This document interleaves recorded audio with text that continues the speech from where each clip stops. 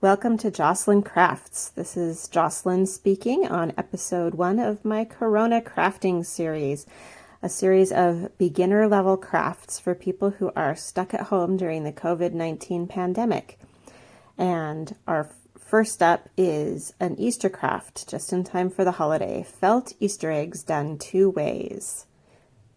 Here are the supplies you will need. Craft felt, newer scraps,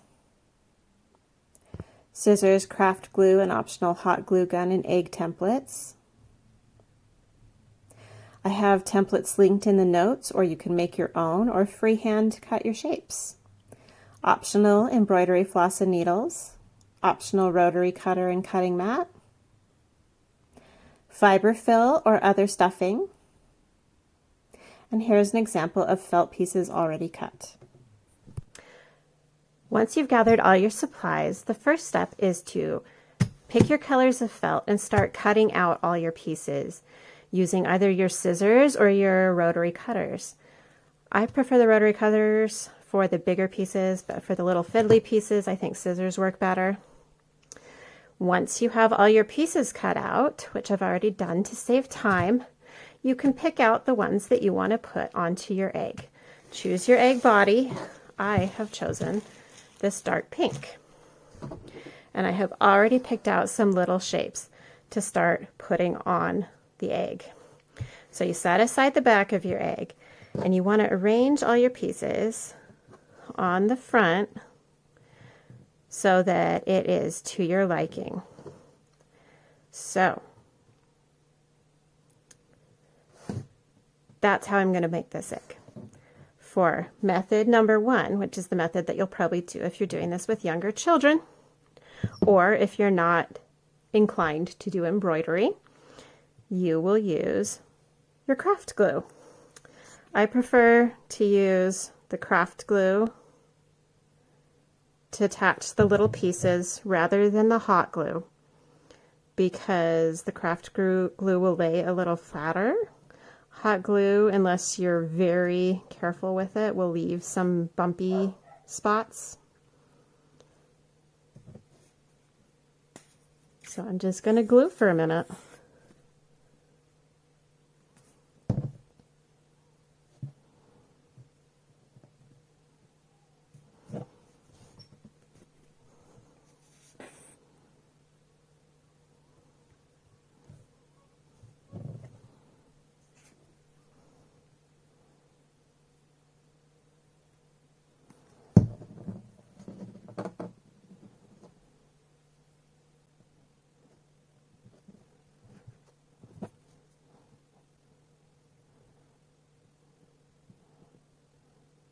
If you do not have a hot glue gun, you could attach the back by putting glue around most of the egg, squishing it together and letting it dry overnight, and then just leave a little flap open to put your stuffing in. And you can put the stuffing in after the original glue has dried, then put glue around the remaining opening and put some sort of weight on it to make sure that it sticks and glues. But we instead are going to use a little video magic plus some hot glue. Okay, my glue is now mostly dry and I've got my good old hot glue gun, so I'm just gonna go around the outside edge here of the bottom of the egg. Get a nice line of glue around that bottom edge, and then line it up and close it. Now, the hot glue dries really fast, so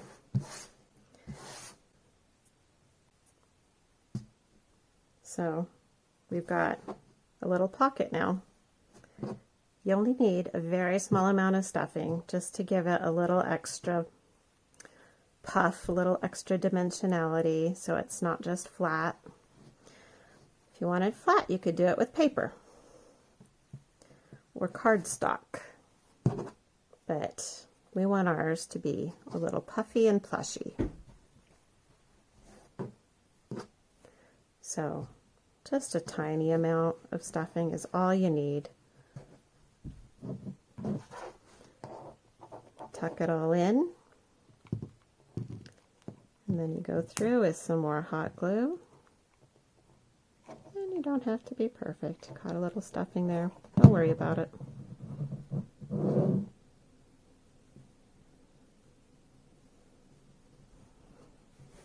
And just smash it all closed.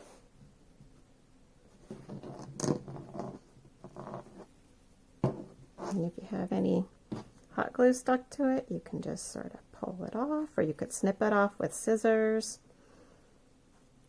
And if any pieces are falling off, you could tack them back down with more glue after you've got the stuffing in. And yeah, if I had my scissors over here, I would trim these little messies up with scissors, but I was not prepared for that. And that's okay, because art doesn't have to be perfect. So that's how you make the eggs that you glue together, which are great for kids or people who don't want to take the time to embroider, because it is pretty time consuming. The embroidery eggs will probably take 4 or 5 times as long as the glue eggs. And I will show you those embroidered eggs next.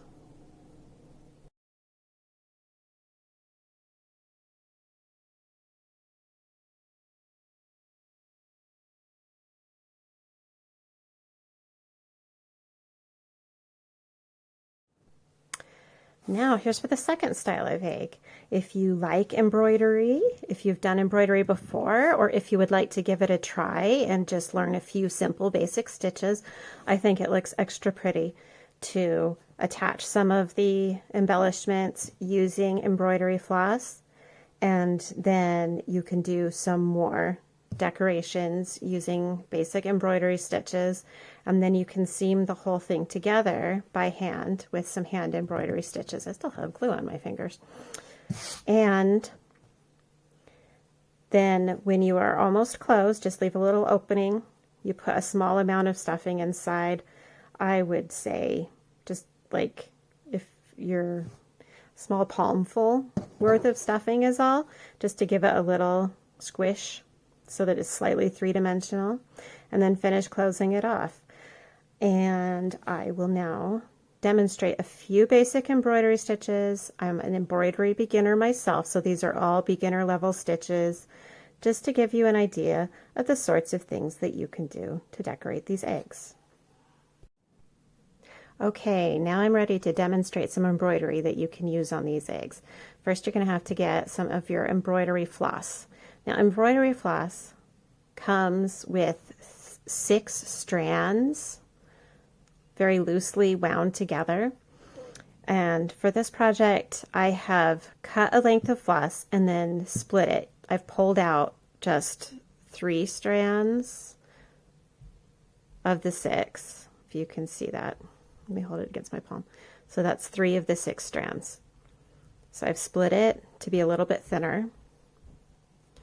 Then I threaded one of my embroidery needles. And now you want to put a knot, just any old knot, at the end, just so it won't pull through. So the most basic of stitches, you start at the bottom and come up until the knot stops you, and it's just a running stitch. You go down,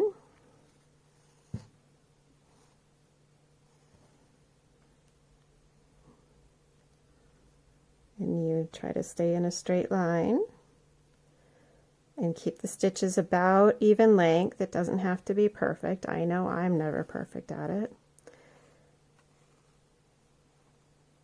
And you just go up and down, and you kind of create this dotted line effect, which is called a running stitch. I'm going to do one more stitch of that just to show you.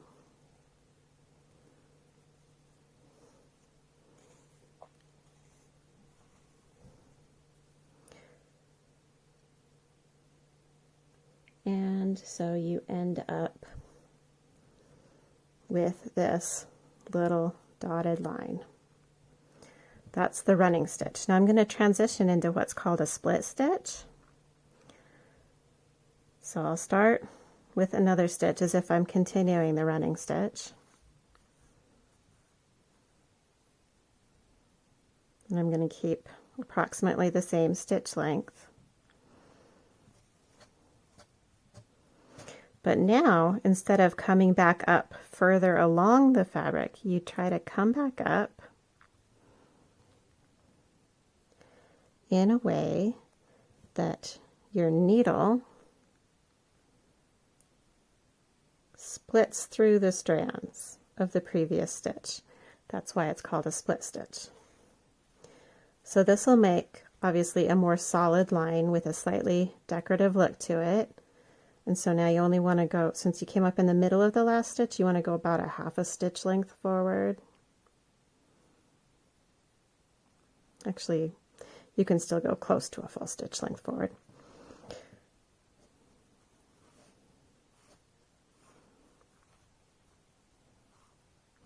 And obviously you will want to do all your embroidery just on the front side before you attach the back.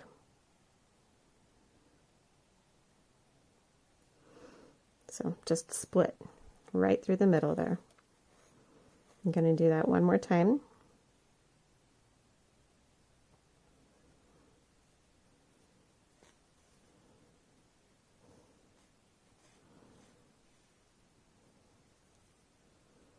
And you can work these in straight lines, or you can start to slowly curve them.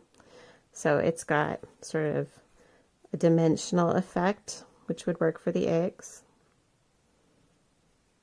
And there you go. There is your split stitch. Now I'm going to do something kind of similar, but it's even more decorative. This one is called a chain stitch. It's slightly more advanced. So you come up and then you go back down through the same hole that you started in.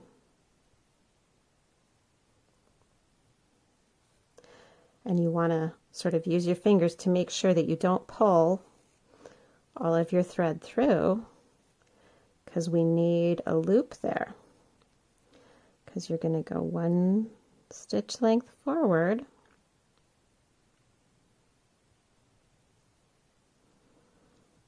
and catch your loop and pull it just enough so that you can still sort of see the loop there.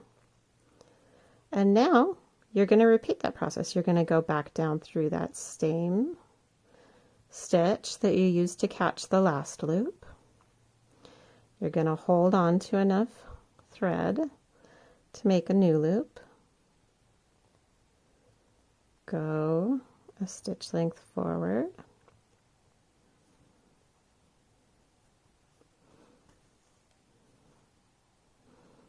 And pull it through to catch that loop, forming our little chain. I'm going to do it one more time. Down through the hole you came up in.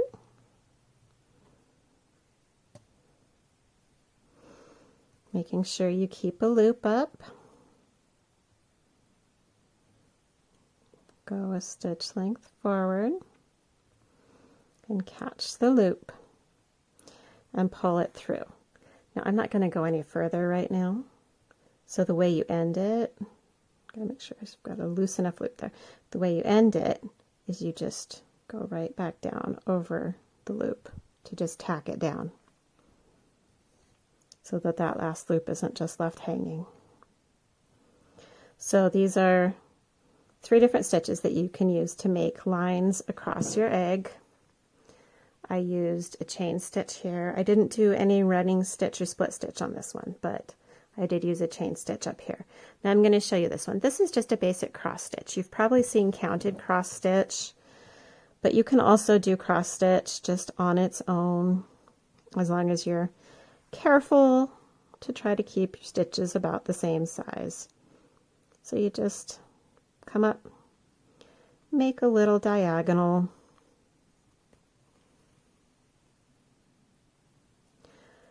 then go to the other side and try to come directly perpendicular down, so at a right angle from both of those two dots. So you're making kind of a right angled triangle between the three dots, but you're not going to fill the triangle, you're just going to make an X. And again, you want to put it so that it would make a right angle with where you came up on the other side. And just pull it. They don't have to be perfect. You can just make a bunch of cute little X's in whatever pattern you want, just to be pretty. So I'm just going to do one more.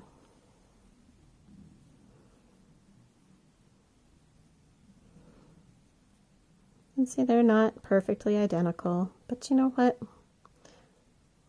Use the Bob Ross principle. Does it make you happy? Do these pretty little X's make you happy? Go for it. We don't have to be perfect, because art is for our souls, not to be perfect.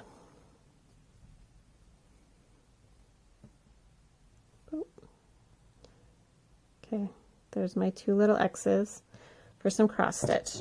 Now I am going to show you how to attach other pieces on. So you could use a running stitch along the edge to attach another piece on. You could use a split stitch along the edge. You could use a chain stitch. You could even use a cross stitch. Here is another way that is used for attaching two pieces together. This is a whip stitch. And it is called a whip stitch because you just sort of whip it around. You come up through both pieces and then go down right at the edge, only going through the larger piece.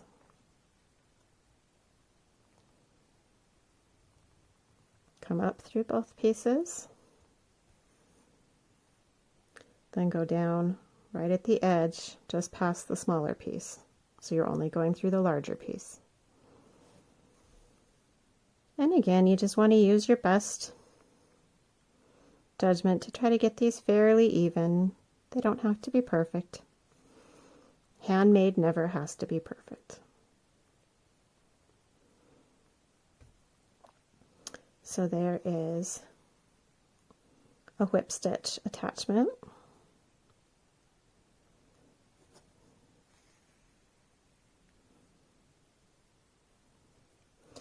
Now another one that is good for attaching two pieces together, which you might even want to use as one of your options to do around the edge because it's a nice firm seam, is what's called a back stitch. A back stitch, you start very similar to a running stitch.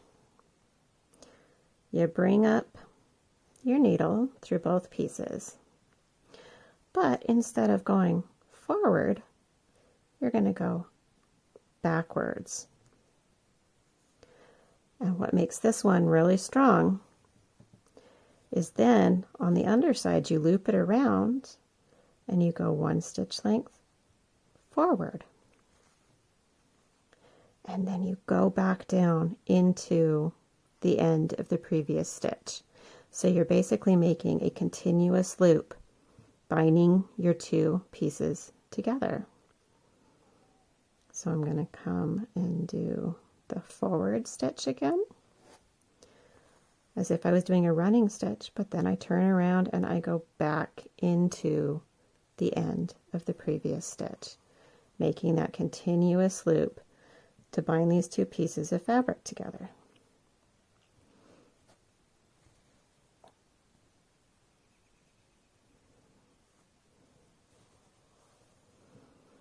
So there you go. That's the back stitch. That's another good option for either attaching smaller pieces or for binding your two edges together. You could do a back stitch all the way around the outside seam. So I whip stitched this one, and these ones I put on with sort of detached chain stitches, which is something I'm not going to demonstrate. Sorry, don't want to make the video too long. Now this is a blanket stitch. I used a blanket stitch to do my piecing together, and I'll show you how to do that really quick with a second piece of thread because I want to show you how to start it. If you were to be attaching two pieces together with the back stitch, you would do it the same way. First, you go in between the two pieces that you're attaching together. You already have a knot on the end. So you pull it through until your knot stops. That way your knot is on the inside. Then you come back around to the front and try to go through the same spot that you're coming out on the back. And you pull through until you have a loop going here. Hold on. Until you have a loop going. Then you want to catch that loop. Now that's just for your starting stitch.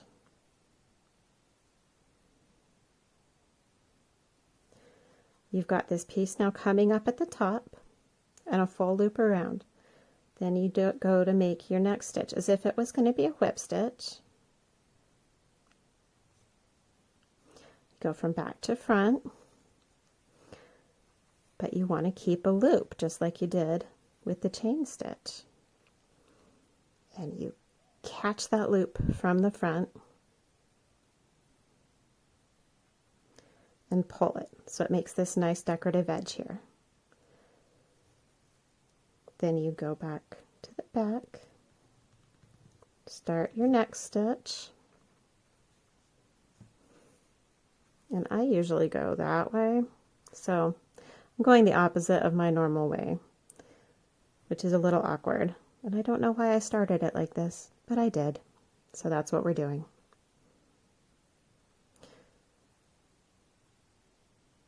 And you just pull it. So actually, let me turn it around and I will show you from the way I usually go. So front to back.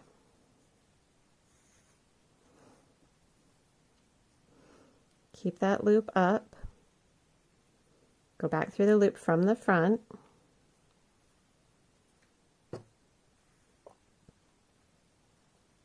And catch it. And it just does this nice little finish on the edge.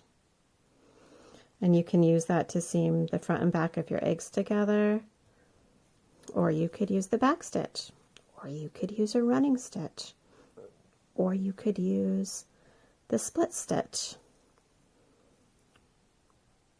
Those would all be good seaming options, but this is just one more seaming option that is pretty good for the outside edges. Less good for the inside edges, but really good for the outside edges. And I split the plies there. Got to be careful about that. Let me not split the plies.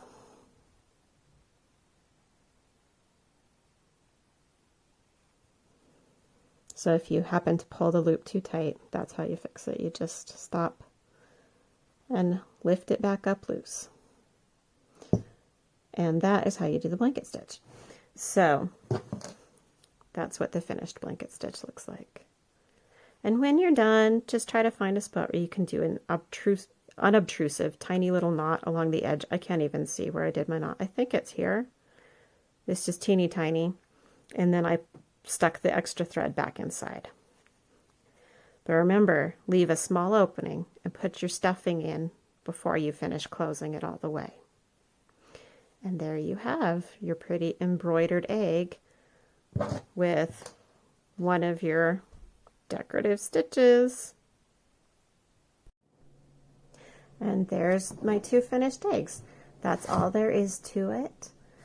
The glued version or the embroidered version, these do take longer, but it's kind of fun to have something to do with your hands while you're helping your kids do their schoolwork. So that's a good option there. And if you're going to do this as a family, the glue version would be a good version to do. Thank you for watching.